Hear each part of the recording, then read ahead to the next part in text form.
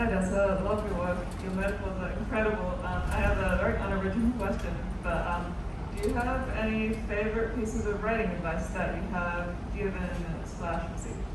Oh, any favorite pieces of writing that I've read as a reader? Writing advice specifically. Oh, writing Anything advice. particularly helpful that you received or shared. I'd love to hear. Oh, sure. And sorry, prose or poetry or both? Both. I was thinking maybe leaning more prose, but any. Really. Okay, yeah. I would say, I don't know if this was like an actionable, like there's some really hot takes that you hear that you're like, ooh, that's true, but it might not feel actionable, like I know exactly how to go do that and implement that in my own work. But I remember listening to, when I was starting in poetry, somebody said, prose is an additive process. You start with a blank page, and you're writing stuff, and you're editing, but you're adding shit. Whereas poetry is more like sculpture. You start with a block of marble and you take things away until it's art. So it's a productive process in that capacity. I would say though that for prose, I think some of the advice that at least is most resonant with me now is I think I used to fall in love with phrases, and that's still like where my big love. It isn't paragraphs and it isn't story arcs. I love sentences. That's what I'm into. I'm sentences. And I used to love writing them so much that sometimes I found that I would describe the same thing 3 or 4 times in a row because all the sentences had merit and felt nice.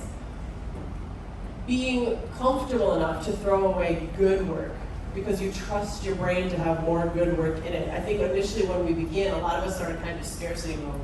I've got 11 good ideas. I can't afford to sacrifice 2.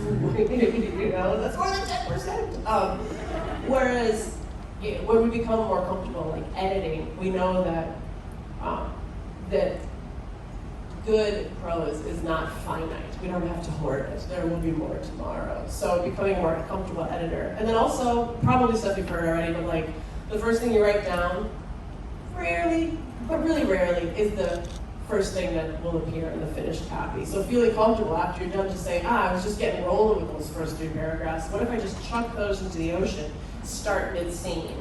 Or what if I move my last sentence first? So being comfortable when you're done saying, I'm not going to consider this structure set. I've got a story, or I've got an idea, whatever you've got, but now I'm willing to move the Lego pieces around to see really how this story best tells. And then the show don't tell thing, like I ride for that super, super hard. Like if it's possible to communicate via a behavior, an internal state, jealousy, somebody keeps kind of, her eyes keep falling to the expensive shoes or whatever, and kind of, whatever that is, like if you can come up with a behavior that demonstrates the internal feeling, almost always that will be more compelling because that's how we judge in real lives when we're not readers or writers. That's how we are actually perceiving people's interior states, is exclusively through their behavior, and sometimes, if we're lucky, what they say to us, right? And so that kind of, like, where's your camera? The big feelings of a character should be capturable from a security camera on a bank, So that would be my 2 cents. Awesome, thanks so much. Yeah, absolutely, and best of luck. Hi there. So, my name is Andrea. My question is, what is your source of inspiration, not for your creative prowess, because I think you are your source of inspiration. So what is your source of inspiration for you? Who you are becoming, who you have become, how did you become you?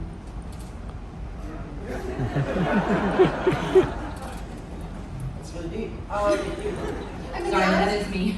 The honest answer is I think I am reconsidering that question this year. That a lot of the patterns that worked for 20 years aren't working as well anymore. So I think that one's up for grabs. Do you know what I mean? Like when someone says like, what's your favorite song that you most recently heard? Every once in a while my answer is like, I'm looking for a new favorite song at the moment. I'd love to hear something that I'm super excited about. I think even just like the performative stuff, living a lot of my life on stage where, your job is to be liked. You take that too far and for all the reasons that you imagine, like, that can be kind of shitty. You know what I mean? Just the not only like an impulse to please, but you can kind of be, I don't know, just always on or performative, or instead of, when someone's like, what's your favorite book? you're trying to think of what favorite book do you have in common, instead of like consulting like what is your actual favorite book. Like not what is the answer that is true that would work best in this scenario, but what is just the truest answer. Yeah, so I think I'm trying to like dial back to that a little bit. I'm reading right now a book that was given me the Anthropocene Reviewed. There's something cool in that, like that. I think it's also just like how to be, how to be in youth culture and not how to be like, a grown ass woman. And try to find like what is your personality as you age too. Like the fact that it worked for 20 years meant, hey, awesome, it worked for 20 years. There's something next to it. So yeah, if anybody's got any book suggestions, Twitter. But I'm on the move for it. Thanks for the question and the weird numbers.